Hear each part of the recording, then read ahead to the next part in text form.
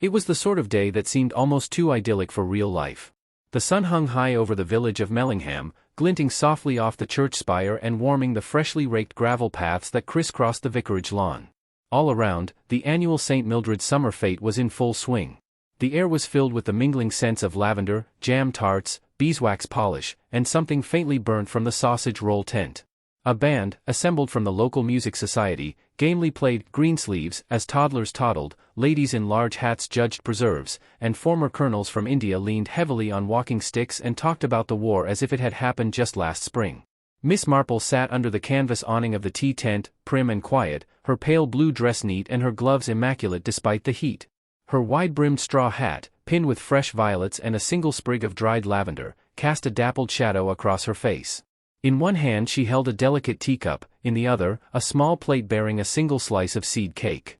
She was neither ignored nor the center of attention, an ideal position for one who preferred to listen. "And you'll never believe it," Mrs. Hedger was saying at the next table, leaning in confidentially to her friend. "She said the plum jelly had too much pectin. As if that's even a thing." Miss Marple blinked slowly, sipped her tea, and tucked the conversation away. She had already heard 3 rows over the cake competition, 2 whispered remarks about a suspected elopement in Little Langdon, and 1 muttered phrase from Colonel Barry that she was quite certain had not been intended for public airing. The vicar's wife, Mrs. Margaret Trevithick, bustled up then, broad-shouldered and brisk in a lilac linen dress, with a white apron tied over it like a general's sash. "Jane, do help yourself to another cake. I know you pretend not to like sweets, but you do appreciate a good almond slice." "Indeed I do," Miss Marple smiled, accepting the second slice with a modest nod. "And I must say, Margaret, it's all rather beautifully arranged. It's not every day one sees bunting that matches the scone napkins." "Oh, the bunting's new," Margaret said, glowing. "The Women's Guild stitched it from leftover curtain material. You remember dear old Winnie Furse? Her chintz curtains were practically a landmark. That's her pattern there, pink roses on blue. We thought it added a sentimental touch." Miss Marple allowed herself a pleased little sigh. Chintz has always had that comforting quality. As if the fabric itself remembers more than the people who sit beneath it. Mrs. Trevithick gave a fond but distracted laugh. "You do say the most unexpected things, Jane." From across the lawn, the brass band hit a jarring note and attempted to recover. It was followed by a ripple of polite applause and a child crying near the Punch and Judy stand. Village life in full bloom. But the true centerpiece of this year's fete, the item everyone had come to see, was not the punch bowl nor the tombola, but the raffle prize. Not a hamper or a bottle of sherry this year, no, something far grander. A string of pearls, given by the reclusive widow Mrs. Sylvia Chilcombe of the Larches. They were displayed under a domed glass cloche in the center of the exhibition tent. Strung delicately across blue velvet, they shimmered faintly in the filtered light, drawing a near-constant crowd. Mrs. Fanshawe, president of the guild and self-installed guardian of the display, hovered beside the case with the gravitas of a Buckingham Palace sentry. She was tall and angular, with features that had once been sharp and had grown sharper still with age. Her hat was green, her lipstick red, and her eyes never strayed far from the pearls. Authentic cultured pearls, she had declared earlier that day to a group of schoolchildren, most of whom looked politely bored. A generous donation from Mrs. Chilcombe. Of course, she prefers to avoid attention. A lady of refinement. A lady of mystery, someone had muttered. Miss Marple, passing nearby, had noted the phrase. The truth was, Mrs. Chilcombe had lived at the Larches for over 20 years, but no one knew her well. There were whispers, naturally. Of a career on the stage, perhaps in Paris, or Monte Carlo, depending on who you asked. She had no close family, and no one had ever seen her wear the pearls she was now raffling away. At precisely 3 o'clock, as the raffle ticket sales drew to a close, young Timothy Trevithick came racing across the lawn, breathless and wide-eyed. "Mummy! Mummy!" he cried. "You must come. The pearls, they've disappeared." What followed was pure theater. Gasps. Cries of, "Good heavens," and, "Surely not." Chairs were knocked over, plates abandoned mid-bite. One woman dropped a strawberry tart onto her lap and didn't notice. The sound of the band came to a strangled halt. Miss Marple stood carefully, folded her gloves, and made her way toward the exhibition tent, following the tide of concerned and curious villagers. She arrived to find the cloche still intact on its stand, the velvet cushion still in place, but the pearls, quite unmistakably, gone. Mrs. Fanshawe stood beside the display in a state of collapse, waving a lace-trimmed handkerchief and fanning herself. Her complexion, never rosy, had gone a patchy mauve. "They were there not 20 minutes ago," she exclaimed. I swear it. I only turned for a moment to speak to Mr. Hargreaves about the jam judging. Mr. Hargreaves, a man with the expression of one wrongly accused, cleared his throat. Yes, well, we were discussing whether marmalade ought to be a separate category. But I didn't see anything. I saw Mrs. Fanshawe there the whole time, offered Miss Lorna Pike, tall and statuesque in a wide sun hat, her voice smooth and calm. She didn't step away. And no one else approached the table? Asked Mr. Julian Maddox, the village solicitor, brows knitted. His wife, 2 steps behind him, was nervously adjusting her bracelet. I didn't see anyone touch the cloche, said Edith Vale, arms folded, lips pinched. But there were plenty of people walking by. You can't possibly watch everyone. Miss Marple stood a little to the side, her eyes not on the cloche, but on the people. Lorna Pike. Julian Maddox. Edith Vale. Mrs. Fanshawe. Mr. Hargreaves. Each of them responding a little too quickly, or a little too stiffly. She had found over the years that innocent people rarely had pat answers. They stumbled. They wondered. It was the guilty who liked rehearsals. I suppose it could have been a child, someone muttered. You know how they are, snatching things. Nonsense, said another. Timothy would never, no one's blaming him, but anyone could have come in. The murmurs grew louder until Sergeant Cray arrived, blotchy and puffing, with his constable in tow. Right, let's have a bit of quiet now, he bellowed. No one's to leave the fete grounds. We'll be speaking to you all. Miss Marple touched Mrs. Trevithick gently on the arm. Might I have a look at the cushion, Margaret? I won't touch anything, of course. The vicar's wife, distracted and flustered, nodded. Miss Marple leaned slightly over the table. The velvet was indented, noticeably so. The pearls had been placed carefully, but someone had handled them recently, perhaps even pressed them into place for emphasis. And now they were gone. But that wasn't what troubled her. What troubled her was the look on Mrs. Fanshawe's face, not shock, but fear. And more than one face in the tent looked relieved. A daring theft, Miss Marple murmured. But a theft, after all, is a symptom. One must always ask, what disease lies beneath? She glanced once more at the cloche, now a symbol of absence, and then out across the lawn, where the village fete continued, awkwardly, in the face of scandal. Behind every smile was a whisper. Behind every whisper, a secret. And someone among them had reached for those pearls with hands greedy, or desperate, enough to risk it all. By 4 o'clock that afternoon, the vicarage lawn no longer resembled a fete so much as the opening scene of a village melodrama. Though the bunting still flapped in the warm breeze and the tea continued to pour, a distinct unease had crept into the atmosphere.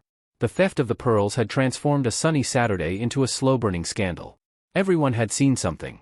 Everyone had something to say. And everyone, quietly or otherwise, was pointing fingers. Miss Marple sat once more beneath the shade of the tea tent, her cup of Darjeeling replaced by a fresh pot.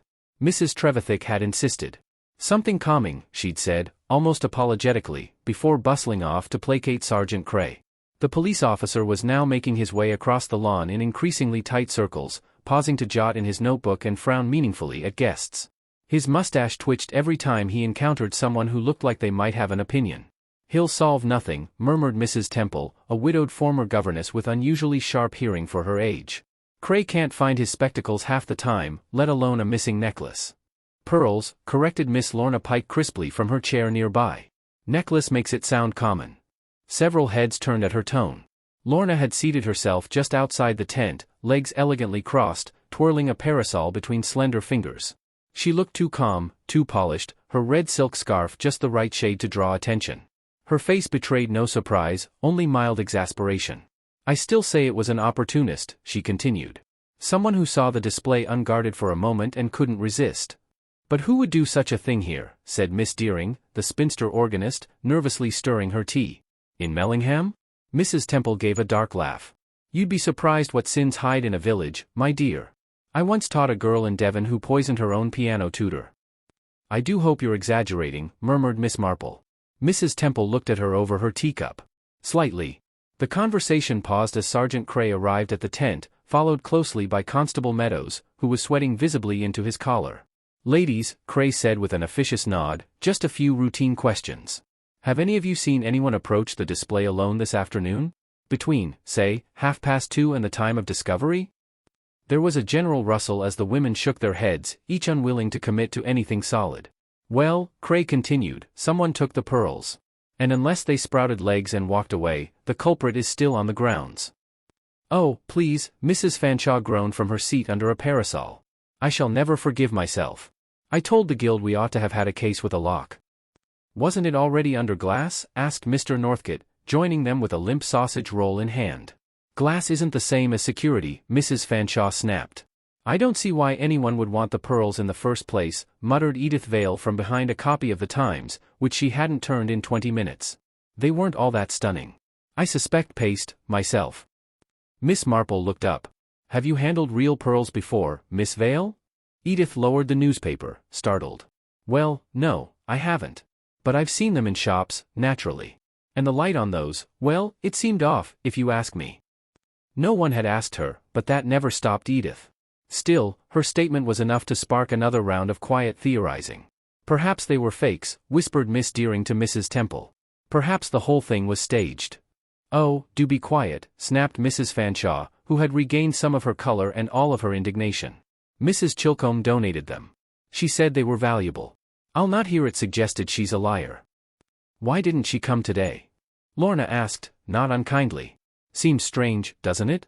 Donating such an extravagant prize and then not turning up to see it raffled? Mrs. Chilcombe, replied Mrs. Trevithick as she returned with more napkins, has not attended a fete in 15 years. She suffers from migraines. Bright sun and social noise bring them on. Or maybe she just prefers not to mix, murmured Miss Marple. Mrs. Trevithick paused, frowning slightly. She's always been reticent. Very private. Privacy can be very expensive to maintain, Miss Marple said softly, half to herself. Lorna gave her a look. Are you suggesting she staged the theft? Oh, no, dear, said Miss Marple. But I do find it curious that pearls of sentimental value were placed in such public hands. If one truly cherished something, one rarely lent it out for strangers to win in a raffle. There was a silence. People looked at one another. And yet, Miss Marple added lightly, the village seems quite eager to discuss Mrs. Chilcombe today. Her name has cropped up more in the last hour than in the past year. People love a scandal, said Mrs. Temple, with relish. And what else is there to do on a Saturday afternoon?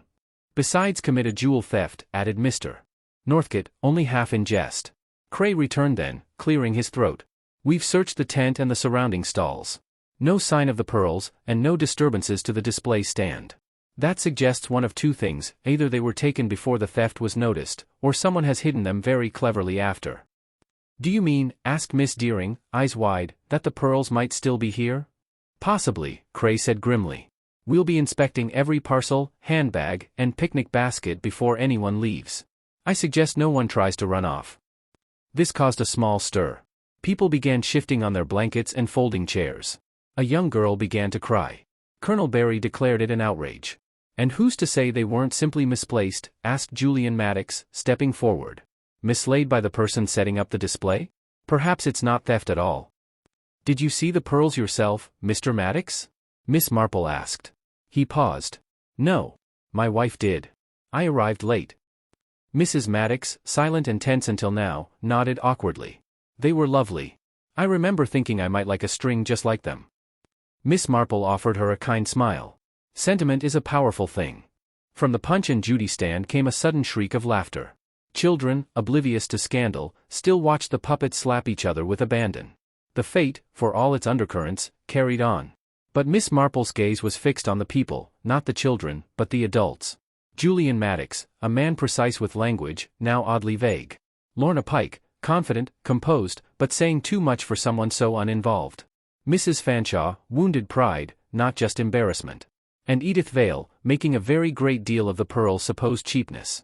I wonder, Miss Marple said quietly, folding her hands, whether the pearls were ever really meant to be won at all. The others looked at her. She only smiled. It was nearly 5 o'clock when the fete began to unravel in earnest.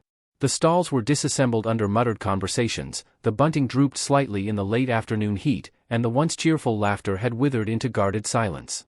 Only the children still played with abandon, oblivious to the undercurrent that pulsed through the adults like a low, uneasy tremor. Sergeant Cray had ordered the raffle prize table roped off, though the scene had already been thoroughly examined. Constable Meadows busied himself with checking handbags and picnic baskets, apologizing each time with awkward stammers and red ears. He inspected everything with the same level of confusion he reserved for car mechanics or soufflés. Miss Marple, who had retired to a quiet bench beneath the large horse chestnut near the vicarage wall, sat with her knitting. The needles moved steadily, clacking faintly, though her eyes often strayed from the wool to the people scattered across the lawn. She was not looking for fingerprints, nor discarded wrappers, nor broken display cases. She watched instead for the tiny tells, the fidget of a guilty hand, the silence of someone accustomed to lying, the practiced nonchalance that could only be rehearsed. People behaved in predictable ways when they were genuinely shocked. They asked the wrong questions. They touched things instinctively. They became clumsy with details. But when people lied, Miss Marple had noticed, they tried too hard to seem calm. They were too careful with their words. And more often than not, they said a little too much. Now, for instance, she observed Julian Maddox pacing near the remains of the jam stall, holding a cigarette he hadn't lit. His expression was fixed into a thoughtful scowl. Not theatrical, not outwardly suspicious. But Miss Marple noted the way he kept glancing across the lawn toward his wife. Mrs. Maddox stood near the parish notice board, arms folded, her shoulder bag clutched tightly beneath one elbow. She was not speaking to anyone. Not even him. Curious. Not far from them, Lorna Pike was engaged in quiet conversation with Edith Vale. The schoolteacher's narrow face was animated with what appeared to be indignation, while Lorna responded with polite, slightly amused expressions. Not close friends, those two. Their alliance today seemed forged by necessity rather than fondness. Miss Marple returned her gaze to her knitting but kept one ear tuned to the breeze. A village fete, no less, Edith was saying, her voice sharp and low. And in broad daylight. Really, it's astonishing. I suppose the bolder the act, the less likely it is to be questioned, Lorna replied. Besides, what could be more innocent than pearls at a vicarage garden party? Unless they were never real pearls to begin with, Edith muttered. You sound almost disappointed, Lorna said smoothly. Would you prefer they were genuine? More thrilling that way, isn't it? Don't be ridiculous. Miss Marple made no comment, but her fingers paused for just a moment in the middle of a pearl. That exchange had not been about pearls at all. That had been two people testing the temperature of each other's suspicions. She let the needles resume their rhythm. Across the lawn, Sergeant Cray called for everyone's attention once more. Ladies and gentlemen, he said, attempting both gravity and geniality, thank you for your cooperation. We've finished our preliminary search. As yet, no sign of the missing item. But we will continue our investigation. I strongly encourage anyone with any information to step forward. Discretion will be exercised. However, he paused, looking meaningfully at the group. If the pearls are returned voluntarily before sundown, no charges will be filed. We'll assume it was a misunderstanding. There was a rustle of reaction, murmurs, gasps, even a snort from Colonel Barry. Miss Deering leaned toward Miss Marple on the bench. Do you think someone will return them? Oh, I rather doubt it, Miss Marple said gently. Not if returning them means admitting more than theft. Miss Deering blinked. You mean, there's more to it? There always is, my dear. Pearls are never just pearls. They are vanity. Sentiment. A symbol. One does not steal pearls for their weight, one steals them for what they represent. Do you think Mrs. Chilcombe will come out now? I rather think she won't. At least not yet. And indeed, the larches remained silent. The house was only half a mile from the fete grounds, tucked beyond a row of overgrown laurel hedges. It was an old, ivy-choked place, largely shuttered even in summer, with the kind of heavy silence that suggested more than solitude. Miss Marple had visited it once, years ago, when Mrs. Chilcombe first arrived in Mellingham. The rooms had smelled of dust and lavender oil. The only photographs on the mantel were of dancers, faces in stage makeup, postures too graceful to be candid. No family portraits. No husband's pipe left on the side table. Nothing to root her, really. And yet, today of all days, she had sent those pearls into the village. Not worn them. Not gifted them. Not sold them. Raffled them. It was, Miss Marple thought, a rather theatrical gesture for a woman who had become almost spectral in her reclusiveness. Miss Marple? The voice belonged to Margaret Trevithick. She approached, red-faced and winded, her apron slightly stained with strawberry juice and perspiration. Do forgive me, she said, fanning herself with a folded program. I feel as though I've run 3 marathons. The bishop's wife called about the hymn board, and Mrs. Fanshawe nearly fainted again. Has Sergeant Cray turned up anything useful? Miss Marple asked. Not a thing. He suspects someone has hidden the pearls in a cloakroom or under a hedge. Or possibly passed them to a child. Miss Marple smiled faintly. That seems rather elaborate for a spur-of-the-moment crime. Do you think someone planned it? Oh, yes. I believe someone had very clear intentions. Though I doubt their goal was simply acquisition. Margaret's brow furrowed. What else could they want? Redirection, perhaps. Or perhaps revelation. Margaret stared at her. Jane, honestly, you do have a way of making everything sound like a Russian novel. Miss Marple did not reply. She was watching Lorna Pike again. The woman now stood alone, her parasol closed and tucked beneath one arm. She wasn't looking at anyone. Instead, she was scanning the trees near the vicarage wall. Looking for an exit? Or something hidden? Moments later, Lorna made her way slowly toward the edge of the fete, where the gravel path led to the back gate. Miss Marple stood, dusted off her skirts, and followed at a distance. Not hurriedly. Not obviously. Just a quiet stroll, knitting bag in hand. By the time she reached the shaded edge of the grounds, Lorna was gone. Miss Marple studied the gravel. No sign of footsteps. But there were freshly broken lavender stems at the edge of the hedge. Behind her, laughter rang out again, forced, too loud. The fate's final act was underway. The villagers, uncertain whether to pack up or play on, made their best effort at normalcy. But Miss Marple knew better. She had seen the look in Lorna's eyes. Someone hadn't stolen the pearls for greed. They had stolen them for a reason far more dangerous. And she intended to find out what it was, before the next move was made.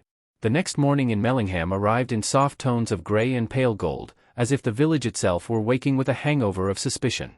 The fete grounds had already been tidied, bunting taken down, the jam stall dismantled, and no trace left of the champagne-colored velvet cushion that had once displayed a now-vanished string of pearls. At St. Mildred's rectory, Miss Marple sat at the breakfast table with a poached egg, a marmalade-slathered piece of toast, and the Mellingham Gazette, which had wasted no time in composing a breathless account of the previous day's events. Daring daylight theft at vicarage fete, priceless pearls vanish in plain sight. Mrs. Trevithick, who had arrived late to breakfast and was stirring her tea in worried circles, looked up from her own paper. "I do wish they hadn't called them priceless," she said. "It makes it sound so vulgar. Sylvia Chilcombe would never have liked that." Miss Marple set down her toast. "You know, Margaret, it might do well to speak to Mrs. Chilcombe today." "She won't receive anyone," Margaret sighed.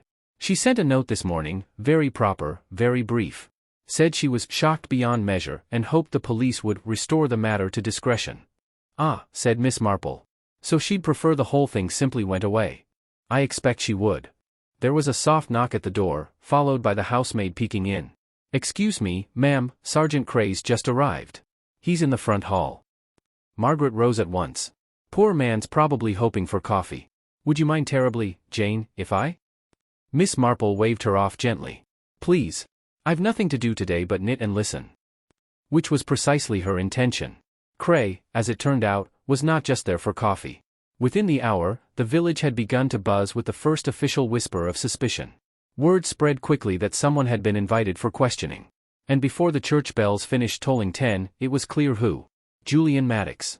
Miss Marple was not entirely surprised. The solicitor's name had been murmured before, yesterday, with just enough detachment to seem harmless. But the timing was what interested her. "He stayed behind after everyone else left," Mrs. Temple noted crisply as she encountered Miss Marple on the high street. "Said he had to help tidy up with the guild. But I saw him speaking quite intently to Sergeant Cray." "And did he offer a theory?" asked Miss Marple. Mrs. Temple sniffed. "He always has a theory. That's what makes him dangerous, he can make anything sound rational." When Miss Marple reached the post office, she encountered Mrs. Maddox. Clara Maddox was not weeping, nor wringing her hands. She was, however, attempting to withdraw a parcel with slightly shaking fingers and a tightness to her jaw that betrayed stress.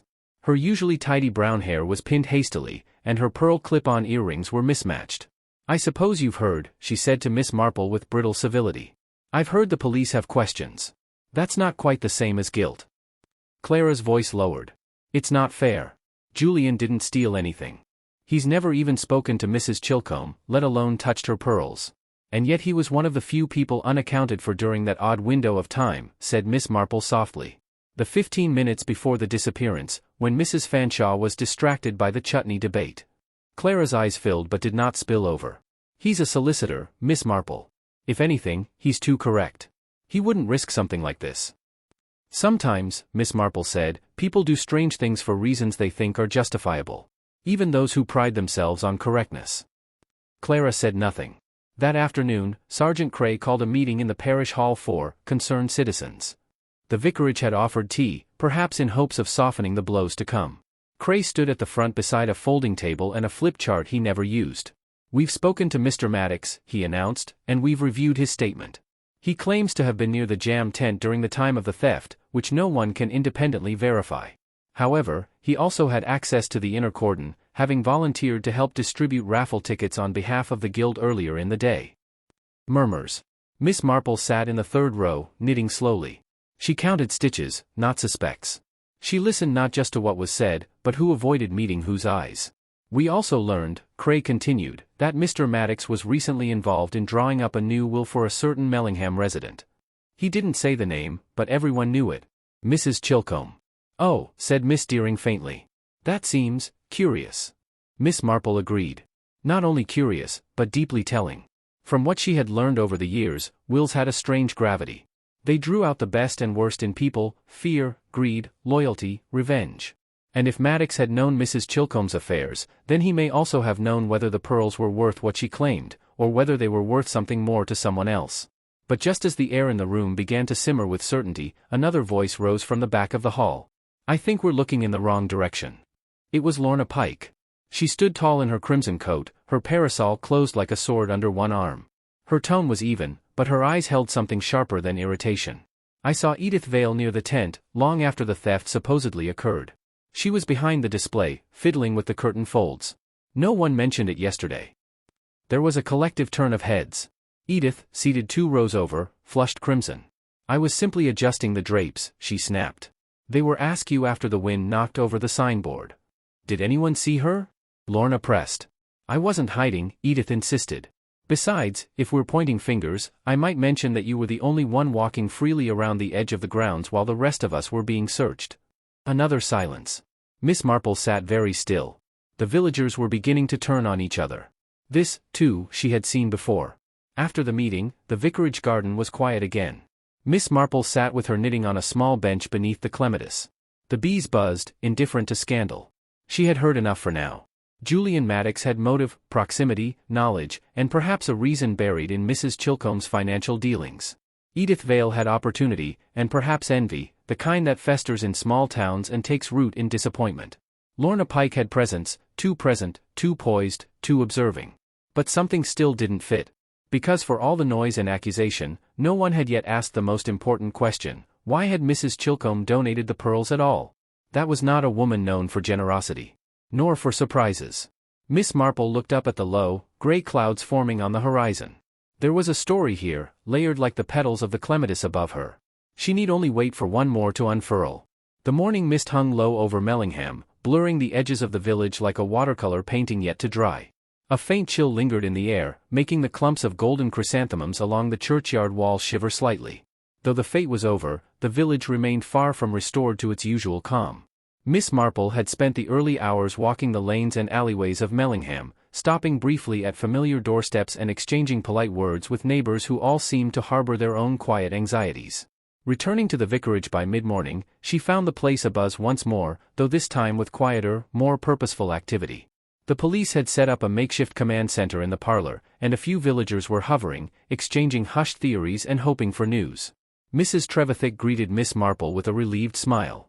I'm glad you're back, Jane. We all feel rather lost without your calm. Miss Marple inclined her head in thanks, but her attention was already drawn elsewhere, to the exhibition tent where the pearls had vanished. Mrs. Fanshawe, still visibly shaken, was examining the spot where the velvet cushion had Saturday. It's maddening, she muttered. No sign of forced entry, no fingerprints, no disturbance. It's as if the pearls simply evaporated. Miss Marple studied the table. The glass cloche remained, slightly smudged with fingerprints, but not enough to suggest violent interference. She knelt to inspect the velvet. Her fingers brushed lightly over the fabric, noting the faintest traces of lint and a tiny dark thread, barely visible against the rich blue. May I? She asked, and Mrs. Fanshawe nodded, stepping back. With a small pair of tweezers she carried in her knitting bag, Miss Marple lifted the thread. It was not wool, nor cotton, but a fine silk of a deep emerald green. Curious. She looked around. No one else had noticed. Mrs. Fanshawe was now examining the cloche's rim with her handkerchief. Why would there be a thread here? It certainly isn't from the curtain. Miss Marple smiled faintly. Sometimes the smallest things reveal the largest truths. Her mind began turning the thread over, weighing its meaning against the backdrop of yesterday's events. By mid-afternoon, Miss Marple had requested to speak with Edith Vale and Lorna Pike individually. Both had returned to their homes, but consented to meet her at the vicarage under the guise of village courtesy. First came Edith Vale, arriving punctually in her usual subdued grey dress, a little paler than the day before. "Miss Marple," Edith began nervously, "I'm afraid I don't understand why you wish to see me again. Surely the police have made their inquiries." "Yes, Edith, but some questions are best asked by friends," Miss Marple replied kindly, folding the green thread into a small envelope. "Do you own anything of this color?" Edith took the envelope, peering inside with suspicion. "Green? No, I don't think so. Not that I recall. Even a scarf, a hat, a piece of embroidery?"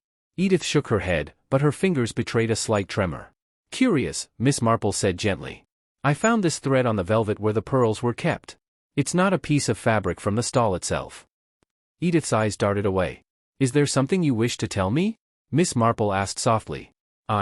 I have a green shawl," Edith admitted after a pause, "but I haven't worn it in weeks." Miss Marple nodded, making a note. "Thank you, Edith." Next came Lorna Pike. Lorna arrived with her usual elegant precision, dressed now in a deep emerald coat that caught the sunlight with a subtle sheen. "Jane," she said with a smile, "to what do I owe the pleasure?" Miss Marple wasted no time. "I found this thread near the pearls," she said, holding up the tiny scrap. Lorna's eyes flickered briefly over it, then she shrugged delicately. "I'm afraid I shed threads like anyone else." "Did you wear that coat yesterday?" "Yes, I did. At the fete." Miss Marple watched her carefully. "And did you notice anything unusual around the display table?" Lorna smiled faintly. "Only that people are more interested in jewels than in conversation. But I was quite near the table most of the afternoon." "Did you touch the velvet?" Lorna raised a carefully arched eyebrow. "Only to steady the cloche when a gust of wind nearly toppled it. Would you like me to demonstrate?" Miss Marple smiled, but said nothing. "Is this green thread a clue, then?" "It might be. Or it might be a distraction." Lorna's gaze held hers steadily. "Either way," Miss Marple added, "it is a thread worth following." That evening, Miss Marple sat once again in her sitting room, the fire crackling quietly in the hearth. The green thread lay on the small table beside her knitting basket, a tangible piece of the puzzle now. Her thoughts drifted back to the people she had seen during the fete, the proud Mrs. Fanshawe, the nervous Edith Vale, the composed Lorna Pike, and to the invisible threads that bound them. The silk was too fine for everyday wear. It was the kind of fabric one might find on a particularly elegant garment, or on something meant to be hidden, a secret stitch in a life carefully stitched together. Miss Marple reflected on Mrs. Chilcombe, the mysterious donor of the pearls. Was it possible that the pearls and the thread were linked through a web of connections that ran deeper than anyone suspected? Tomorrow would bring more questions. But for now, the thread was hers to guard. Sometimes, the smallest stitch could unravel the largest fabric. The vicarage parlor felt unusually cramped that afternoon, despite the space and high ceilings. A group of villagers had gathered at the vicar's invitation, ostensibly to discuss the continuing investigation but, in truth, to exchange uneasy glances and guarded remarks. The day's earlier calm had evaporated, replaced by a charged atmosphere thick with suspicion and carefully concealed anxieties. Miss Marple sat quietly in the corner, knitting a new scarf in muted shades of gray and purple, the rhythmic movement calming her mind. She listened with interest as voices rose and fell, sometimes in agreement, often in thinly veiled disagreement. "Honestly," Mrs. Fanshawe began, her voice clipped and measured, "it's quite disgraceful to suggest someone from Mellingham would steal from a village fete. We pride ourselves on our decency." "Decency can be a fragile veneer," Miss Temple said from across the room, folding her arms with a sharp glance. "Especially when money or reputation is at stake." The comment hung in the air, barely noticed by the others but fully registered by Miss Marple. Julian Maddox shifted uncomfortably, adjusting his tie. "I think the important thing is that we don't jump to conclusions. It's a terrible accusation against anyone here." "Yet someone took the pearls," Mrs. Fanshawe said, her eyes narrowing. "It is no use dancing around the facts." At that moment, the door opened and Mrs. Chilcombe entered, looking pale but resolute. The room fell silent. She wore a dark green dress, her silver hair pinned tightly back. "Thank you for inviting me," she said quietly. "I understand these are difficult times, but I wish to speak frankly." Miss Marple inclined her head. This was the moment she had anticipated. Mrs. Chilcombe continued, her gaze sweeping the room. "The pearls were a family heirloom, yes. But they were never mine to give away. They belonged to my late sister, who entrusted them to me for safekeeping." A murmur rippled through the room. "I have been planning to return them," Mrs. Chilcombe went on. "But my sister's affairs were complicated, and I feared the wrong people might lay claim." She paused, eyes settling on Julian Maddox. I have been negotiating with Mr. Maddox over a will that might clarify ownership. Julian's jaw tightened, but he said nothing. Miss Marple noted the flicker of tension. I did not expect the pearls to become a prize, Mrs. Chilcombe admitted, but the guild persuaded me it would raise funds for the church. Mrs. Fanshawe interjected. They would have raised far more if the pearls had been genuine. Mrs. Chilcombe's eyes flashed. They are genuine. But genuine pearls can mean different things to different people. Edith Vale raised her hand, voice trembling. If I may, Mrs. Chilcombe, did your sister have any enemies? People who might want to harm her memory?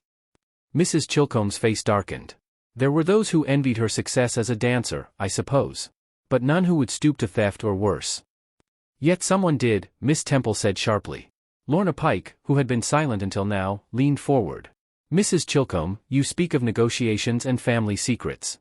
Might the pearls themselves be a key to unlocking these secrets? Mrs. Chilcombe looked at her with a mixture of curiosity and suspicion. Perhaps, she said softly. But some keys open doors best left closed. As the conversation grew more intense, Miss Marple observed the subtle exchanges around the room. Mrs. Fanshawe's usual composure was fraying, she kept stealing glances at the door. Edith Vale's hands trembled as she clasped and unclasped a delicate silver locket. Julian Maddox's jaw remained clenched, and his eyes flicked between Mrs. Chilcombe and Miss Marple, as if trying to gauge how much she knew. After a moment, Miss Marple gently interjected. Mrs. Fanshawe, you seem troubled. Is there something you wish to share? The older woman hesitated, then sighed. Very well. It may be irrelevant, but I confess I saw someone near the raffle table yesterday, shortly before the theft was noticed. A figure in a green coat, moving cautiously. The room turned towards Lorna Pike, who sat upright but betrayed no emotion. Was that you, Mrs. Fanshawe? Lorna asked softly. Yes, she admitted. I was retrieving a forgotten receipt, but I didn't want to cause alarm. Lorna smiled faintly. How very inconvenient. Miss Marple caught the slight edge in her voice but said nothing. Later that evening, Miss Marple found herself alone with Edith Vale, who looked unusually frail. Edith, Miss Marple began gently, you seem burdened by something more than the theft. Edith looked away. It's nothing, Jane. Just old regrets. Sometimes old regrets can teach us much, Miss Marple said kindly. Edith's eyes filled with tears. I envied Mrs. Chilcombe, more than I ought to admit. She had a world I never knew, the stage, the glamour. And I never could shake the feeling that the pearls were a symbol of what I could never have. Miss Marple nodded thoughtfully. Envy is a heavy burden. And fear, Edith whispered. I heard things, whispers that the pearls were not just jewels, but part of a secret that could ruin reputations. Secrets often do, Miss Marple agreed. But hiding them rarely makes them disappear. That night, as the village settled into uneasy slumber, Miss Marple sat by her window, watching the stars emerge behind drifting clouds. The threads she had gathered, envy, fear, secrets, and subtle accusations, were beginning to weave a complex tapestry. Somewhere within it lay the truth of the missing pearls. And Miss Marple was certain that as the mask slipped, so too would the careful facades of Mellingham's most respectable citizens. It was just after 7 when Miss Marple received the knock on her cottage door. She had been arranging a sprig of lavender from her garden when the sharp, precise rap sounded, 3 firm knocks, no more, no less. She opened the door to find Lorna Pike standing there, her coat hastily thrown over her shoulders and her eyes wide with something close to panic. Miss Marple, Lorna said breathlessly, I didn't know where else to go. Come in, my dear, Miss Marple said gently, ushering her inside and offering a seat by the fireplace. The kettle had just begun to sing, and she moved about calmly, pouring tea while watching Lorna with quiet precision. Lorna clasped the teacup with trembling hands. There's been a break-in. At the village hall. Miss Marple paused, her expression still. Go on. I was walking home from the garden allotments when I saw the back door of the hall ajar. You know I've been helping inventory items from the fete. Well, I peeked inside. The room was in disarray, boxes overturned, ribbons scattered, and the safe that held the raffle entries was wide open. Was anything missing? Lorna nodded. The envelope Mrs. Chilcombe used to store the raffle paperwork. Gone. And the lock looked forced. Miss Marple considered this in silence. It had been just 2 days since the pearls vanished. Now, a second intrusion. And one not likely to be the work of a child or casual thief. Did you notify Inspector Craddock? Immediately. He's on his way. But I thought, you might understand what it means before he even arrives. Miss Marple sipped her tea. Perhaps. But let's not rush. You said the safe contained the raffle entries? Yes, names, numbers, and some notes from Mrs. Chilcombe about donation sources. But the pearls, if they were ever in the safe, had already gone. Miss Marple nodded slowly, eyes distant. And Mrs. Chilcombe, of course, would have known that. Lorna hesitated. Do you think she's involved? I think, my dear, Miss Marple said, that people can be very careless with the truth. Even those with the best intentions. By the time Inspector Craddock arrived at the hall, the morning light was breaking over Mellingham, casting long, ghostly shadows through the trees. A constable stood at the door, barring curious early risers from snooping. Inside, the scene was indeed disorderly, but not chaotic. Miss Marple observed with her usual detachment as Craddock surveyed the room. Safe's been jimmied, he said, frowning. Odd though. Nothing else seems taken. Just the envelope. Very specific, Miss Marple agreed. A crime of intention, not opportunity. Craddock gave her a look. Meaning? Meaning the thief knew precisely what to look for. And where. The inspector crossed his arms. But why the raffle entries? They'd hardly be valuable on their own. Unless, of course, Miss Marple said, someone didn't want them read too closely. Craddock turned back toward the safe. You think something incriminating was written down? I think someone believed so. Or feared so. Later that morning, the villagers gathered in low murmurs outside the bakery and post office. The news of the break-in had spread like a gale through dry leaves. I heard it was vandals, someone muttered. No, it was someone searching for the pearls again, said another. Miss Temple arrived at the scene in a crisp plum-colored coat and quickly took over the whispering chorus. Mark my words, she said, this is no simple theft.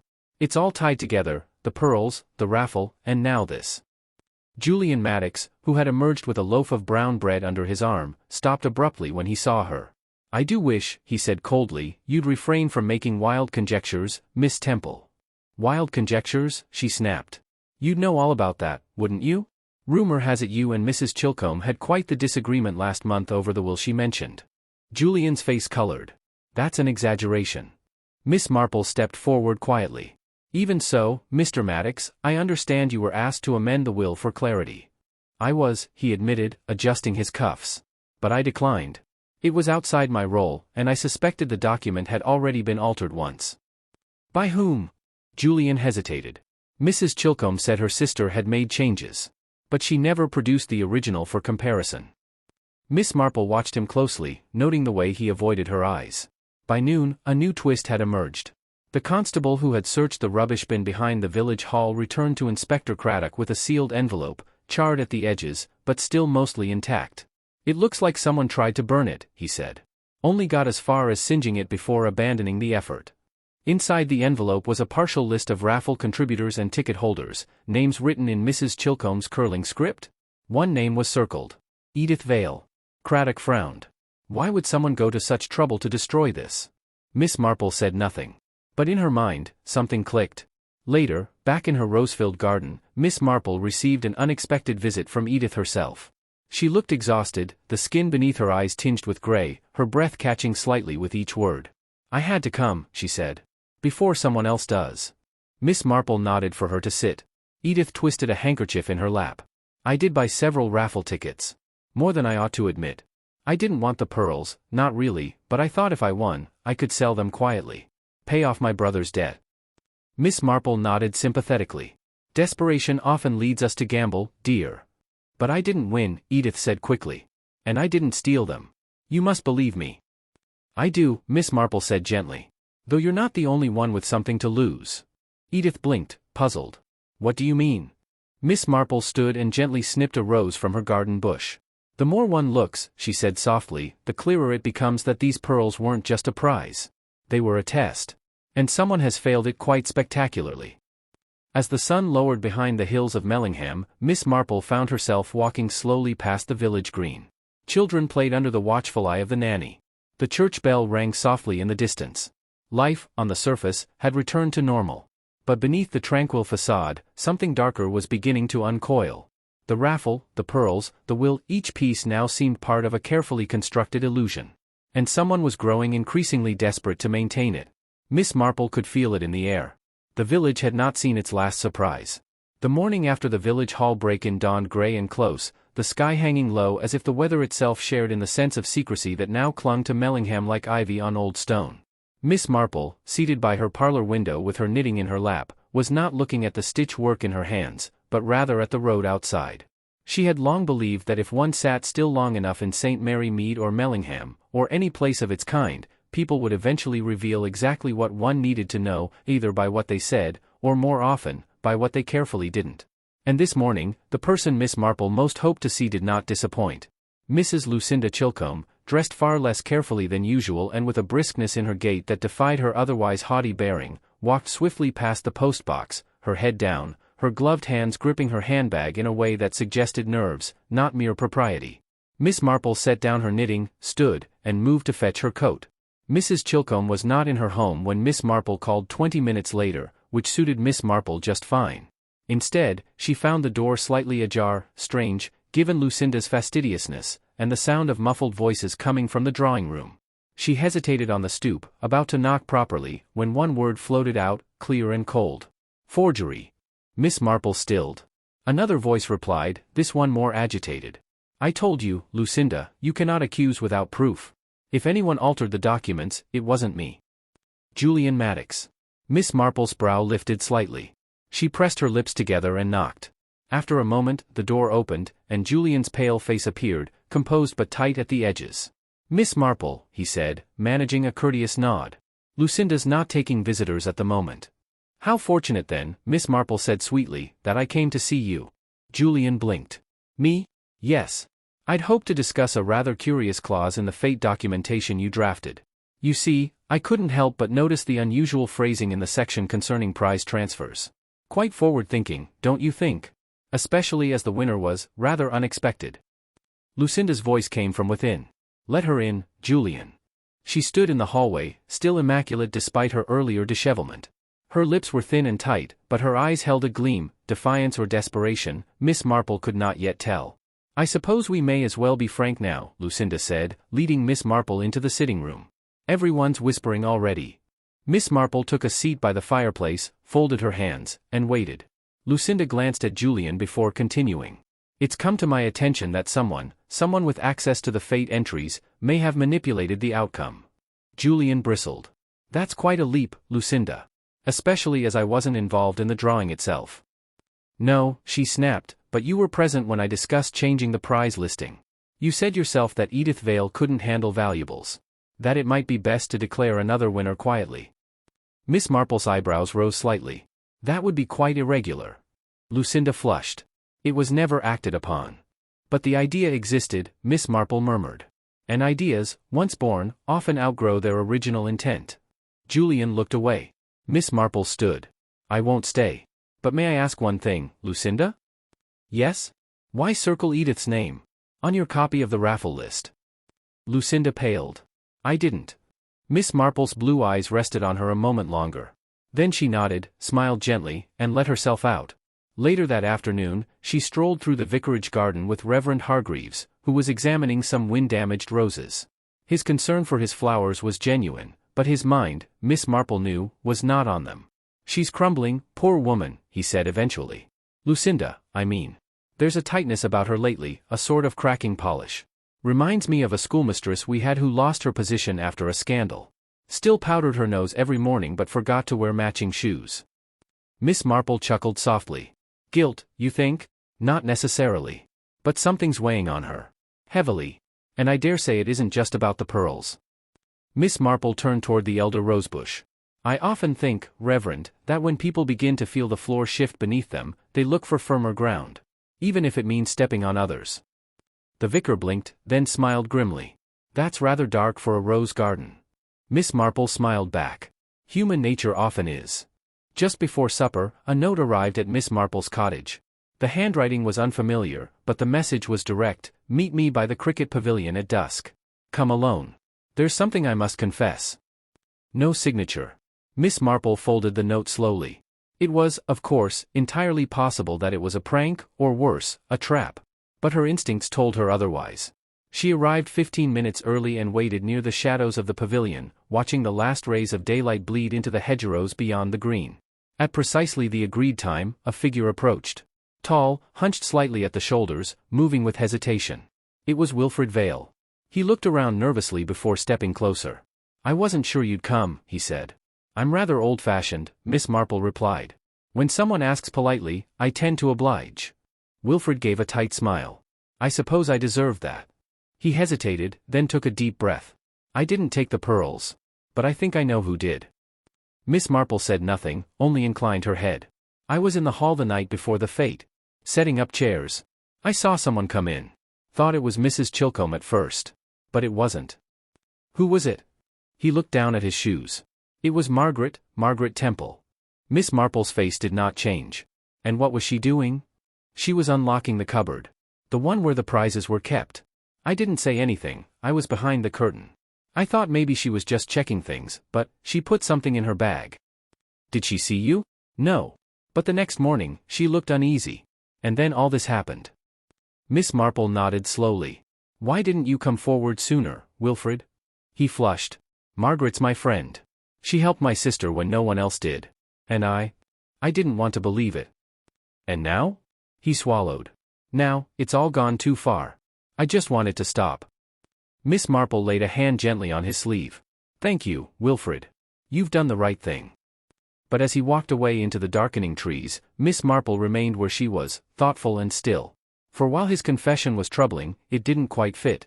There was something about the timing. About the coolness of Margaret Temple's reactions that felt too poised. Too ready. Miss Marple had seen real guilt before. And it rarely wore such a calm face. It was the way he didn't blink that unsettled Miss Marple most. Not at church, not during conversations, not even when startled by the vicar's booming sneeze last Sunday. Julian Maddox, the solicitor, had the gaze of a marble statue. Unflinching. And in Miss Marple's long experience, the people who kept their eyes wide open often had the most to hide. That morning, over a modest breakfast of toast and plum jam, Miss Marple reread the note Wilfred had given her the previous evening. Though unsigned, it had clearly come from someone at their wits' end, his furtive posture, his hushed voice, the urgency in his eyes. Yet his accusation of Margaret Temple gnawed at her mind. There was something not quite right about it. Margaret was careful, yes, precise, methodical, and deeply reserved. But she wasn't careless, and if she had taken the pearls, Miss Marple doubted she would have done it in so visible a way. Breaking into the hall in the evening, risking being seen? It didn't feel like Margaret at all. Still, the claim needed consideration. She made her way to the village green, where a few locals were still murmuring about the missing pearls and the burglary that had followed. Talk of who might have snatched them was growing wilder by the hour. Old Mrs. Withers was telling anyone who would listen that a band of traveling acrobats had been seen 3 villages over and had the look of thieves. Miss Marple merely nodded politely as she passed, her real purpose guiding her steps toward Maddox and Groves, solicitors. The small brick office sat primly between the stationer's and a shuttered haberdashery, its door painted a respectable shade of hunter green. She entered to find Julian Maddox himself standing behind the counter, fussing with a pile of thin, cream-colored folders. Miss Marple, he said smoothly, offering a thin smile. Do come in. You're not here about probate, are you? Not at all, she replied, settling onto the stiff chair beside his desk. I was hoping you might clarify something for me. You see, I've always admired well-drafted language, especially in legal documents, and I happened to come across a duplicate of the Fate Prize inventory. Julian gave a light, almost forced chuckle.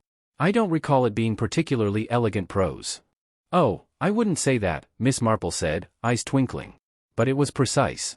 Very tidy. Almost too tidy, in fact. Julian's smile faltered. What do you mean? She leaned forward slightly. The clause regarding substitute winners in the event of loss or damage, did that originate from you, Mr. Maddox, or was it Lucinda Chilcombe's doing? There was a pause, just long enough to be interesting. Then he replied, Lucinda suggested it. I only provided the legal phrasing. Of course, Miss Marple nodded. So it wasn't your idea to allow for the transference of a high-value prize should it become misdirected? Julian's fingers twitched against the edge of his desk. Miss Marple, are you suggesting I was involved in the loss of the pearls? She looked at him kindly. Not at all. I'm suggesting that you're a very careful man, Mr. Maddox. Careful men rarely leave gaps in their documents unless they're planning for eventualities. He blinked then, once. Slow. Intentional. As if trained to do so. I see, he said coolly. Well, if you have any legal concerns, I would be happy to assist. I'll be certain to come to you, she replied, standing. I do hope you'll join us for tea at the vicarage tomorrow. Reverend Hargreaves is making his currant scones again. He gave a polite nod, but she was already turning toward the door, the faintest smile playing at her lips. Outside, she was met by a breathless figure hurrying up the road, Margaret Temple, her straw hat askew, her eyes flaring as they met Miss Marple's. "Miss Marple. Please, do you have a moment?" "Certainly," Miss Marple said, stepping aside into the shade of the stationer's awning. "Is something the matter?" I heard from Wilfred that he spoke to you last night." Margaret's voice was strained but firm. "He thinks he saw me at the village hall, taking something." Miss Marple regarded her carefully. "Yes. He mentioned it." "It wasn't me," Margaret said, her voice breaking just slightly. "I was at the hall, but I wasn't stealing anything. I went in because I'd forgotten my umbrella earlier in the day. It was behind the prize table. I found it and left." "Did anyone see you?" "No," she admitted, cheeks coloring. "It was already dark. I didn't think anyone would be about." "Why not mention this before?" Margaret looked away. Because I didn't want to be dragged into gossip. I've worked too hard to earn people's respect." Miss Marple nodded gently. "Sometimes, my dear, silence breeds louder rumors than the truth ever could." Margaret swallowed. "Do you believe me?" Miss Marple smiled. "I believe you've told me your truth. Whether it's the truth, well, time has a way of revealing such things." That evening, Miss Marple sat beside her parlor fire, teacup in hand, reviewing everything like a weaver unpicking a tangled skein. So many threads: Julian's chilling composure, Lucinda's twitching mask of control, Wilfred's misplaced loyalty, Margaret's weary defiance. And one thread still shimmered too brightly to ignore. The pearls. They were never Edith Vale's to begin with. That had been Miss Marple's quiet suspicion from the moment the old woman's name was read aloud. Edith's face had shown surprise, but not the sort that matched joyful disbelief. It was confusion, a flicker of panic. The kind one feels when given a gift they know they don't deserve. A gift, or a burden. Miss Marple glanced toward her bookshelf, where a small notebook sat tucked between gardening guides. It held scribbled observations, overheard phrases, and one peculiar note taken days earlier at the fete, when Edith had excused herself from tea and whispered something odd to the rector's wife. "I told her not to put my name in. Why would she go and do that?" Miss Marple hadn't thought much of it at the time. But now it glimmered like a dropped pin beneath a Persian rug. Who had entered Edith's name in the raffle? Who had made sure she received a prize she never expected, or wanted? And why? The next morning, just before sunrise, Miss Marple stood at her gate as the milkman came down the lane. She greeted him warmly, handed him a wrapped bundle of warm socks for his wife, and asked, as casually as possible, whether he recalled anything unusual the day of the fete. Well, the man scratched his head. "Now you mention it, there was one thing. That solicitor fellow, Maddox, he came by the green early, before the tables were set up. Said he wanted to check the donation box for something Lucinda asked about. But I never saw him hand anything over to her." Miss Marple's eyes lit briefly. "How thoughtful of him." "Aye," said the milkman, chuckling. "Thoughtful's one word." Rain, soft and misting like breath on a windowpane, had been falling since morning. It dappled the flagstones outside the vicarage and made the ancient yews along the garden path glisten as if freshly lacquered. But inside the vicarage drawing-room, a fire crackled merrily, and the heavy curtains muffled all sound except for the clink of porcelain and the slow hum of gossip rising over tea. It was Miss Marple's idea to host the gathering. The Reverend Hargreaves had readily agreed, believing, in his kindly naivete, that a gathering of friends and neighbors might soothe village nerves after the recent burglary and pearl debacle. What he did not guess was that Miss Marple had carefully curated the guest list, not merely for comfort but for observation. Present were Lucinda Chilcombe, tense and overdressed in a lilac frock that screamed forced gaiety, Julian Maddox, perfectly composed as always, Wilfred Battersby, who lingered by the sideboard more than strictly necessary, Margaret Temple, pale but calm, and dear Edith Vale, her hands twisting in her lap with a distracted, bird-like anxiety. Miss Marple watched them all as she poured tea with unhurried elegance, noting how Lucinda refused sugar despite always taking one lump, and how Julian adjusted his sleeve when anyone mentioned the raffle. She had seated herself close to Edith and Lucinda, but with a clear view of Julian across the hearthrug. "I do hope," Lucinda said, dabbing her mouth with her napkin, "that the police will be able to conclude matters quickly. We can't have this sort of thing casting a shadow on village events. It reflects so poorly on the committee." "Oh, I expect they'll sort it out," Miss Marple said mildly. "Though I confess, I find the psychology of it all far more interesting than any police report." Julian smiled thinly. "Psychology has its place, certainly, though I find solid evidence tends to speak louder." "Indeed," Miss Marple agreed. And yet, it's remarkable how often people betray themselves not with what they do, but with what they avoid. Lucinda glanced over sharply. Avoid? Miss Marple stirred her tea. Like avoiding questions, or names. There was a brief silence. Then Margaret Temple cleared her throat. Speaking of names, Miss Marple, there's been some talk in the village. About mine, I mean. Lucinda set her cup down sharply. Oh, Margaret. You're not going to dredge all that up again. It was a misunderstanding. You said so yourself. No, Margaret said coolly. You said that. I merely didn't correct you. Wilfred blinked. What misunderstanding? Margaret's gaze turned to him, not unkindly. That I was seen at the village hall, looking suspicious. Wilfred thought he saw something, he was mistaken. Wilfred looked abashed, and Miss Marple gently changed the subject. Lucinda, I must say, your cherry scones are quite delightful. Did you make them yourself? Lucinda flushed with sudden pleasure. Why, yes. I did. I used a new recipe from Good Housekeeping. Julian glanced at her. I thought you'd bought those from the baker. No, I didn't. Lucinda laughed nervously. Heavens, Julian. Why would I lie about scones? Miss Marple sipped her tea, eyes lowered. It was only a scone, after all, but lies rarely came alone. They were like mice in the pantry. You always found more than one. Edith Vale suddenly spoke. Has anyone considered the possibility that the pearls were never truly meant to be a prize? All eyes turned to her. She looked faintly startled at her own voice, but she pushed on. I mean, what if someone used the fate to plant the pearls, only to make them vanish again? Lucinda gave a brittle laugh. But that's absurd. Why would anyone do such a thing? Miss Marple leaned slightly toward Edith. What makes you say that, my dear? Edith's fingers twitched on her saucer. Because I never believed they were mine. My name was announced, yes, but I hadn't even entered. I told Lucinda not to put me in. Lucinda's face froze. You didn't mention that before. You weren't listening, Edith said quietly. There was a moment's silence so deep one could hear the tick of the old vicarage clock. Then Julian stood and crossed to the window. This is becoming unnecessarily dramatic, he said, peering out at the rain. There's no evidence of wrongdoing on anyone's part. Let's not let idle speculation poison friendships. But there is a great deal of silence, Miss Marple said gently. And when silence follows opportunity, one can't help but wonder what lies beneath it. After the guests had gone and the tea things were cleared, Miss Marple remained at the vicarage, helping Mrs. Hargreaves fold napkins while her mind turned over every detail of the gathering. She had not missed the way Lucinda had stared at Edith with sudden loathing when the matter of the raffle entry came up. Nor the way Julian had dismissed the psychological implications with too much firmness. People were rarely so eager to shut down speculation unless they had something to lose. She turned to the window. The rain had stopped. In the damp garden beyond, the vicar's cat crouched motionless, watching a blackbird on the path. There was a kind of poetry in it, predator and prey, each believing the other unaware. Just like the village. Just like now. Later that night, alone at home, Miss Marple opened her notebook again.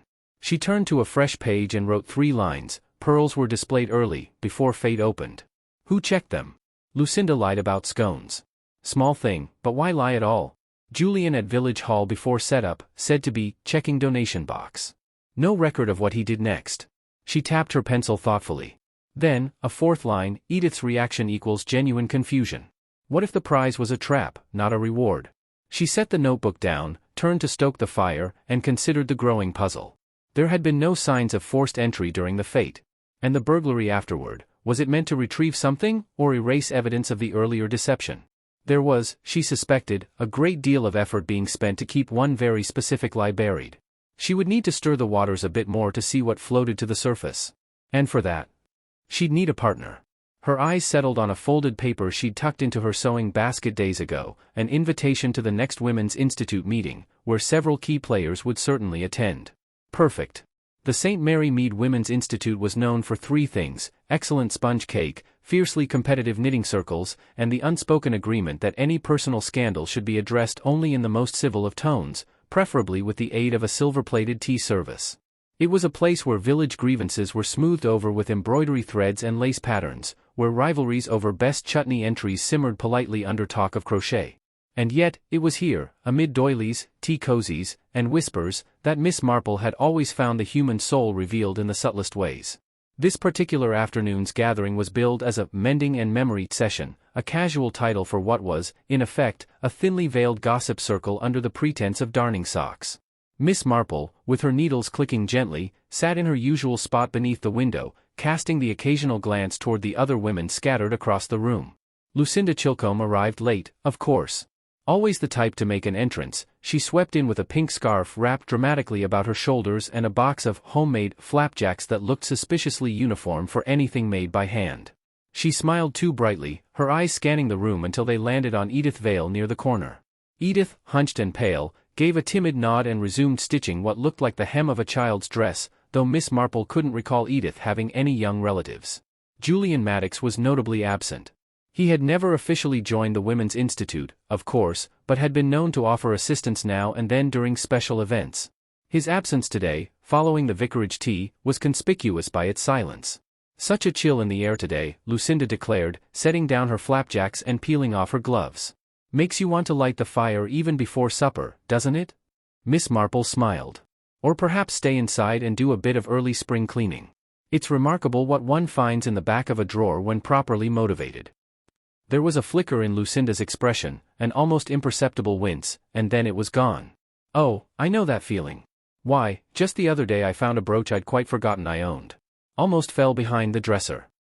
Funny how things do that, murmured Margaret Temple, who had been uncharacteristically quiet.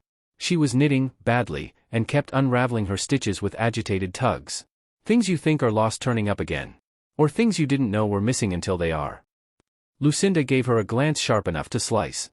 Yes, well, it's a shame some people can't keep better track of their belongings. I think, Miss Marple interjected softly, that misplacement often has less to do with carelessness and more with timing. People tend to lose things when something else, something unsettling, is happening around them. No one replied at once. The needles clicked. The air grew heavier. It was Edith who eventually spoke. Do you suppose the vicar's cat has really gone missing? Mrs. Hargreaves said it hasn't come home in 2 nights. Lucinda gave an exaggerated sigh. We're not seriously adding a lost cat to this village's current list of dramas, are we? Everything counts, Miss Marple said, carefully rethreading a needle. Even cats. Especially when they go where they're not meant to. At that moment, the door creaked and in walked Wilfred Battersby, slightly flushed, holding a battered umbrella and looking awkward. Begging your pardon, ladies, he said. I was meant to collect the keys to the hall cupboard from Mrs. Vale. Miss Marple said she'd be here. Edith, startled, fumbled in her handbag. Yes, I have them right here. He stepped forward to take them, and as he did, Miss Marple noticed how he paused slightly, just for a second, as his eyes passed over the flapjacks on the table. Then he left quickly, almost guiltily. When the door shut, Margaret gave a soft snort.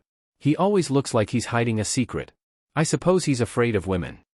Men like Wilfred often grow up in homes where women were either distant or dramatic, Miss Marple said quietly. He's not afraid of women, only of being misunderstood. Lucinda gave her a skeptical look. You're always so sure of people's motives, Miss Marple. I wish I had that kind of certainty. Oh, it's not certainty, Miss Marple said, picking up her next patch of darning. It's familiarity. People follow patterns, like knitting. You just have to know which threads lead where. There was a sudden crash from the hallway. Mrs. Penrith, the WI treasurer, had dropped a stack of jam jars meant for the next fundraiser. The sound startled everyone, and in the confusion that followed, half the women standing, tooting, offering help, Miss Marple quietly slipped to the flapjack plate and broke one in half. No scent of oats. Too smooth a cut. And underneath? A paper doily, identical to the ones Lucinda used for her prize box at the fete. She slipped the half flapjack into her handbag and returned to her chair before anyone noticed. When the jars were cleared and calm restored, she looked toward Edith Vale. My dear, you said earlier that you were sewing something for your niece's daughter. But I thought you told me years ago that your sister never had children? Edith's face went blank. I meant a godchild. I call her niece, but she's not really. Lucinda spoke, too quickly. Oh, Edith's always saying things like that. She forgets sometimes. She's had quite a shock recently. Miss Marple nodded and said no more. But she had heard the catch in Edith's breath. She had seen the dart of fear in Lucinda's eyes. And the scentless, suspicious flapjack that concealed a clue was now in her possession. That evening, Miss Marple sat at her small kitchen table with the dismantled flapjack beside her. Underneath the doily she had found a square of card, creased and stained, but legible. Raffle entry, number 119, Edith Vale. So the truth was simple, Edith had not filled in her name. Someone had entered her into the draw for her. Why? Miss Marple's mind drifted to the pearls. A prize planted with intention. But intention by whom? She looked again at the handwriting on the ticket stub. Loopy, confident, a little hasty. It matched Lucinda's writing exactly, she had seen it on Fate Committee notes. And that, at last, confirmed it, Lucinda had entered Edith's name on her behalf, without telling her. Why? To divert attention? To humiliate? Or, to distance herself from an object she had never possessed? Miss Marple wrote in her notebook, Lucinda entered Edith without consent. Pearls planted? Flapjack equals distraction? Wilfred's glance equals recognition? Still no motive. But definitely misdirection. She set her pen down and closed the notebook gently. The real question wasn't who had taken the pearls. It was why someone had pretended they'd been stolen at all. And she was very close to the answer. Morning in St. Mary Mead often began quietly, but this one brought a distinct sense of restlessness. Even the birds seemed to chirp a bit more urgently, and the postman, George Wintle, delivered letters with a curious tension in his stride. Whispers were thick on the village lanes, Lucinda Chilcomb's name on too many lips, spoken with either admiration or suspicion, depending on which side of the garden hedge one stood. At Daneswood House, however, it was not the gossip but the mirror that caught Miss Marple's attention. She was visiting Edith Vale, ostensibly to return a lost thimble, a harmless excuse, but her real interest was what had been revealed at the Women's Institute. Lucinda's planted raffle ticket, the conveniently lost flapjack, Edith's trembling demeanor. All hinted at something deeper, something long buried that now trembled at the surface.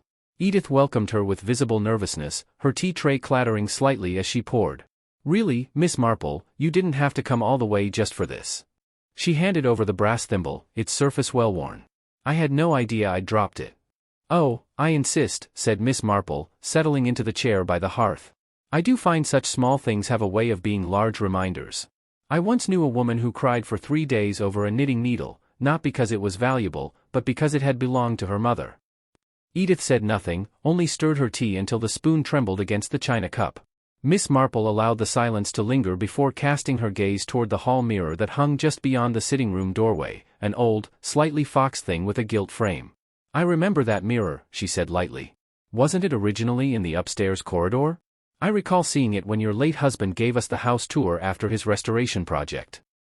Edith blinked, caught off guard. Yes, it was. I brought it down some months ago. It made the landing too dark. I understand, Miss Marple said gently. But it has a good view of the parlor now, doesn't it? One can see quite a lot reflected from that angle. Edith's fingers tightened around her teacup. It's not intentional. Few things ever are, Miss Marple replied. They sat in silence once more, broken only by the sound of a distant grandfather clock ticking in the hall. Then, carefully, Miss Marple placed her handbag on the table and withdrew a small card, creased, slightly yellowed. Edith's eyes widened. You left this in your flapjack, Miss Marple said mildly. Or rather, someone left it for you. I didn't, I never saw, I know, said Miss Marple. Lucinda filled in your name. Likely without telling you. That was quite deliberate. And I imagine you were more surprised than anyone to find your number called when the pearl brooch was drawn. Edith swallowed, her voice barely above a whisper. I never wanted it. No, Miss Marple said. I don't believe you did. Tell me, what did you see, Edith? Not what was said. Not what was heard. But what you saw that night at the fete. Something that's made you tremble ever since. Edith stared down at her lap, twisting the edge of her apron in her hands. At length, she spoke. It was after the raffle. People were clearing the lawn, chatting. I went to fetch my handbag from the cloakroom tent. I'd forgotten it under a chair. And as I came out, she paused, blinking. I looked toward the corner of the hedgerow, the one near the tool shed. I saw Lucinda with Julian Maddox. He was shouting. Not loudly, but firmly. He had something in his hand. I think it was the brooch box. She tried to grab it. Then he turned and walked away. Miss Marple leaned forward just slightly. She saw you, didn't she? Edith nodded. Only barely. I ducked back into the tent. I don't think she was sure. And did you tell anyone? Who would believe me? Lucinda is admired. Even envied. And her voice cracked. I didn't want to be involved. I've never been good at confrontation. After Lionel died, she shook her head. I try to keep things peaceful. Miss Marple reached out and patted her hand. Peace is often achieved by the brave, my dear. Not by the quiet. A sharp rap at the door startled them both. Edith jumped. Expecting someone? She shook her head. Miss Marple stood and moved to the front window. She peered through the net curtain. On the doorstep stood Julian Maddox, his coat slightly askew and his brow glistening with sweat despite the mild day. Edith looked frightened. I don't want to speak to him. I'll answer, Miss Marple said calmly. You wait here. When she opened the door, Julian's face went pale. Oh. I thought this was Edith's home. It is. I'm visiting. Tea? He shook his head. No. No thank you. I actually came to apologize. Indeed? I think I may have caused some upset the other day at the Institute. I didn't mean to make a scene, but I was disappointed? Miss Marple offered gently. About the brooch? Julian blinked, startled by the accuracy. Yes. Though not for the reason you think. Miss Marple said nothing, simply waited. Julian cleared his throat. I was told, by Lucinda, that she had donated it. That it was hers. A family heirloom. I helped set up the display.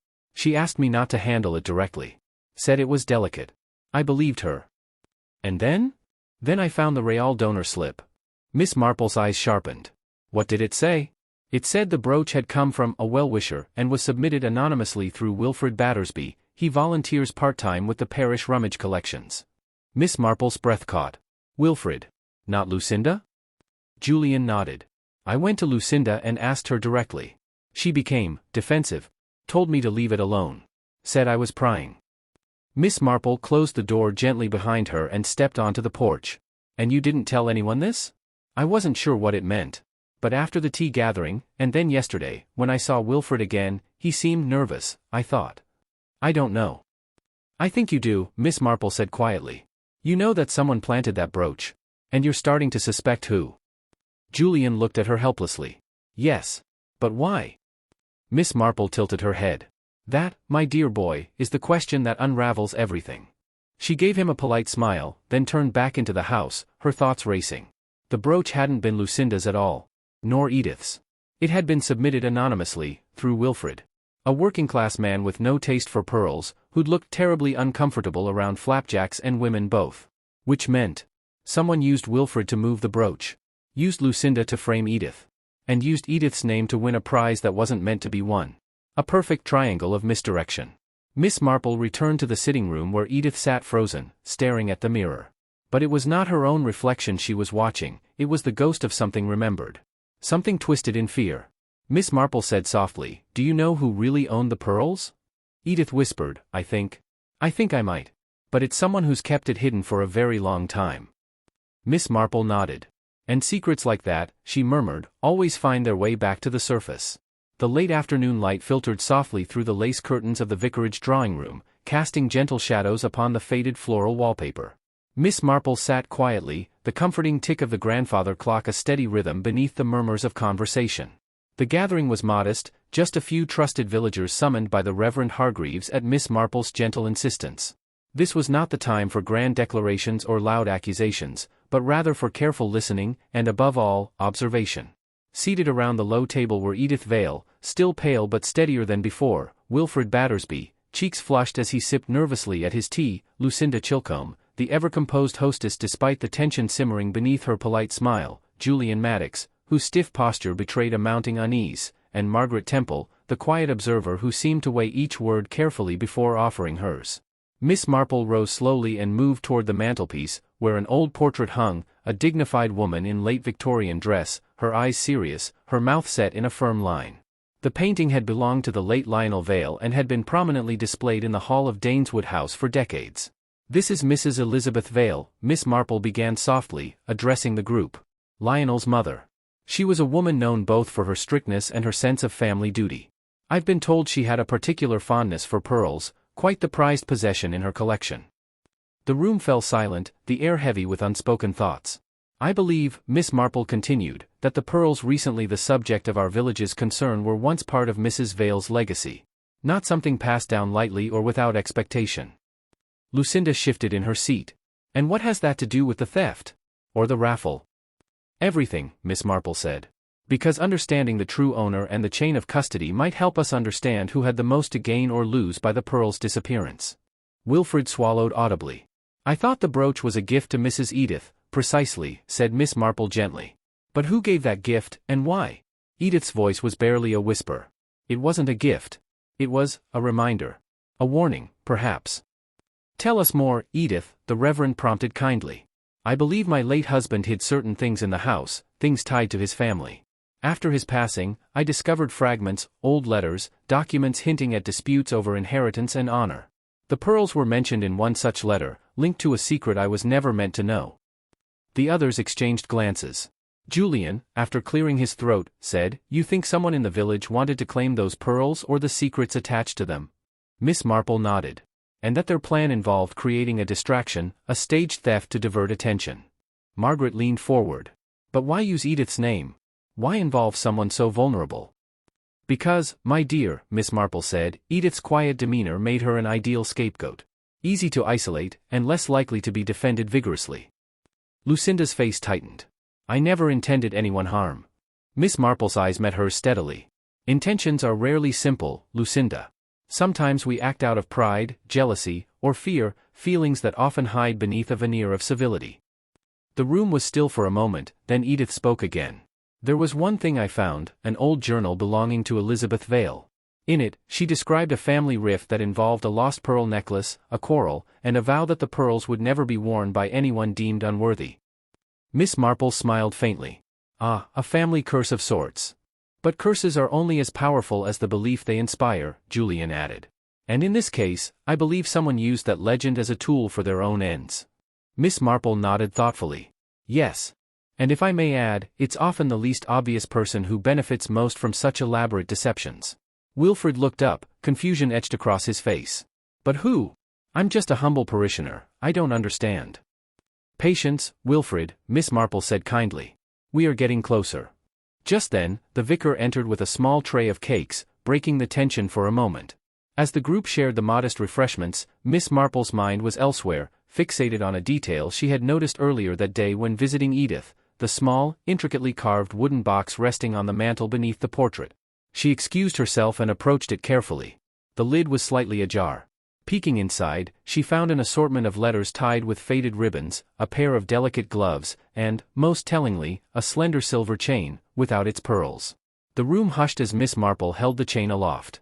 This, she said softly, is part of the story that has been hidden behind polite smiles and silences. The pearls may be gone, but their absence speaks louder than any words. Lucinda gasped, and Edith's hands trembled visibly. Where did this come from? Wilfred asked, astonished. From the very heart of the Vale family's legacy, Miss Marple replied. And it tells us that the pearls were never truly lost, they were removed deliberately. Julian stepped forward, his face grave. This changes everything. It means the theft was staged, the disappearance orchestrated. Miss Marple smiled faintly. Indeed. And now we must ask ourselves, who benefits most from this orchestration? Who gains by casting suspicion, and who loses by silence? The answers, she knew, lay not in the pearls themselves but in the tangled webs of human nature, jealousy, pride, fear, and love. And in the days to come, those webs would unravel. The sun had barely risen over St. Mary Mead when Miss Marple found herself walking along the village's quiet lanes, her thoughts tangled much like the skeins of wool she so often worked with. The discovery of the silver chain beneath the portrait at Daneswood House had stirred a new wave of questions, but it was the people, rather than the objects, that preoccupied her mind. She had invited Julian Maddox to join her on this morning's walk, partly because he had become a willing companion in this tangled mystery, and partly because she sensed he harbored questions of his own. They walked in companionable silence for some minutes, passing neat cottages and gardens heavy with spring blossoms, until Julian finally spoke. Miss Marple, do you think the pearls were ever meant to leave the Vale family? Miss Marple paused, plucking a stray blossom from a hawthorn bush. It seems unlikely, she said thoughtfully. From what I gather, the pearls were both a symbol of family pride and a burden, something wrapped in duty and perhaps shame. But symbols, like threads in a tapestry, can be pulled and reknotted to form new patterns.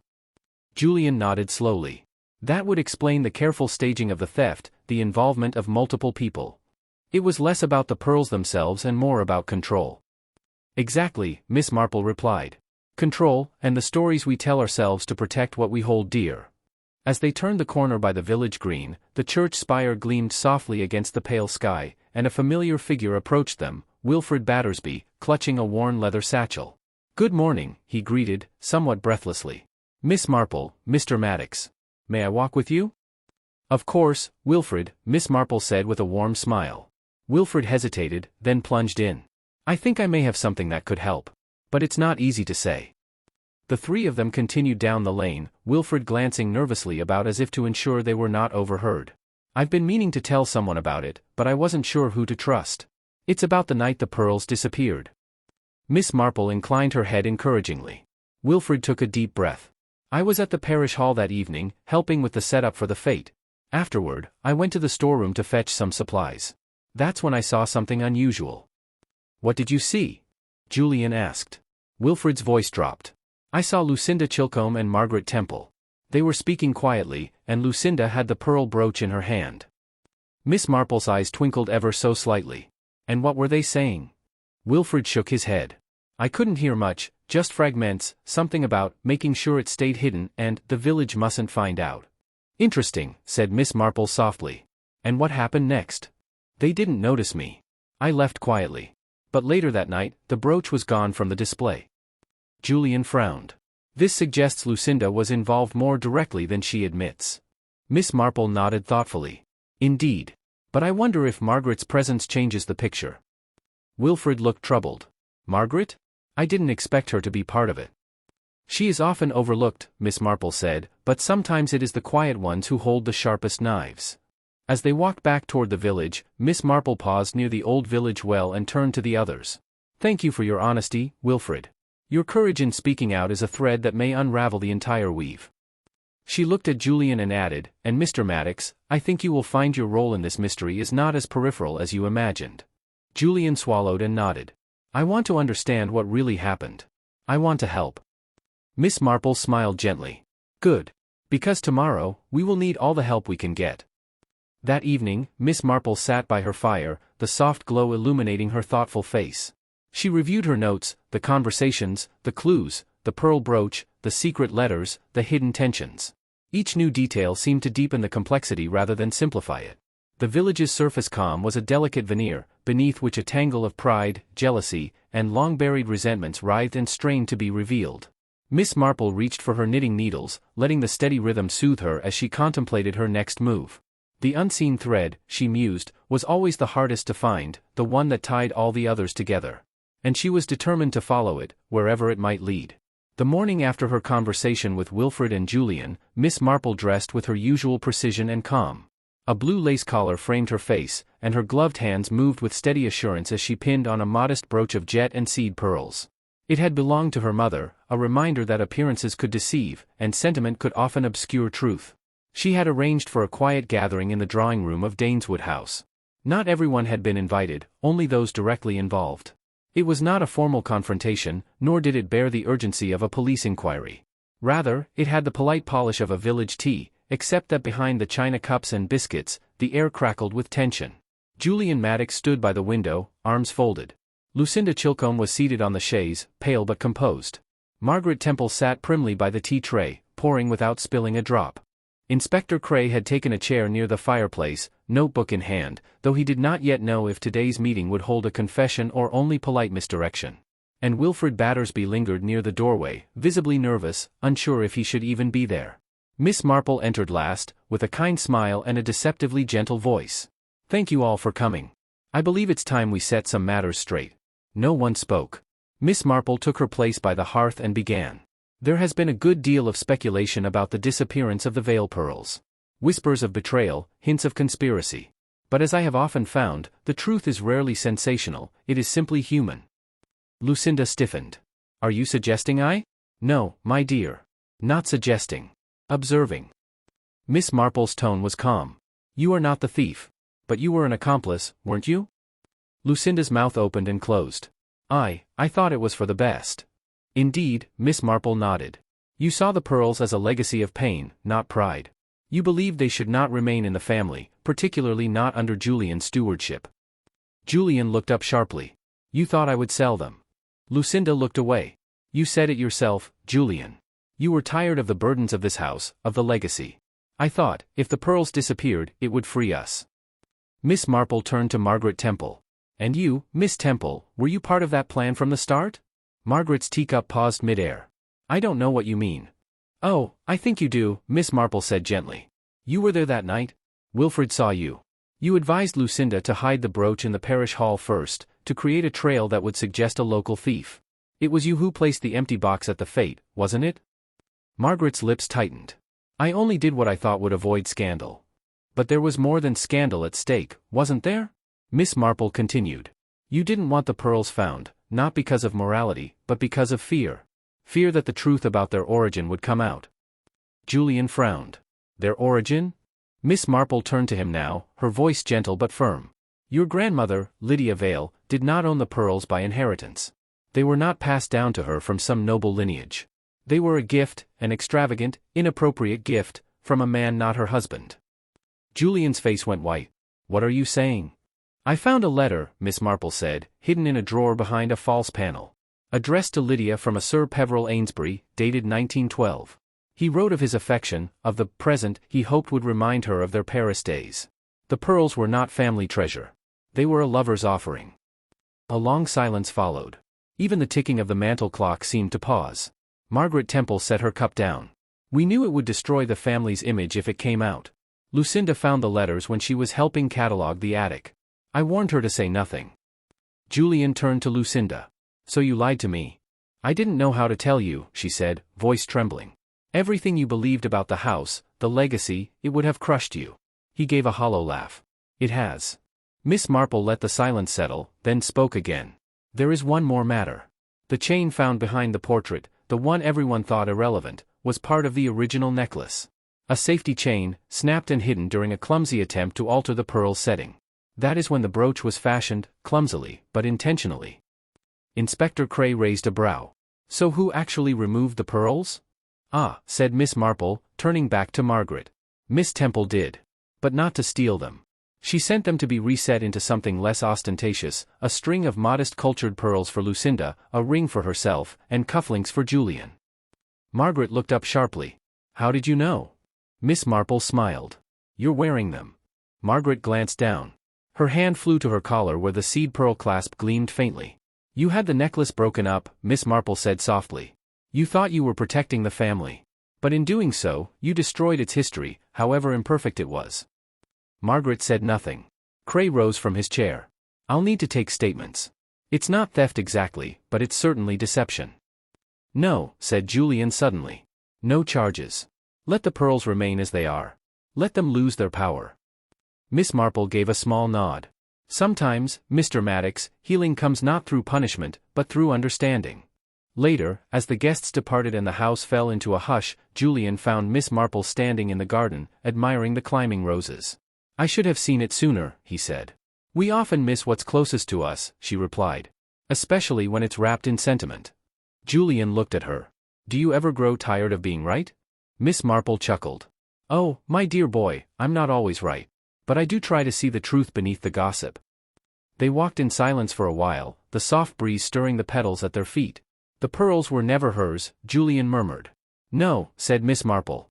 But in losing them, perhaps you've found something better. He looked at her questioningly. Freedom, she said. And with that, she turned back toward the village, her frame small but steady, a quiet figure moving through the morning mist, content, perhaps, in the knowledge that justice, like a well-knitted shawl, lies not in spectacle but in the even, measured work of many careful stitches. The end.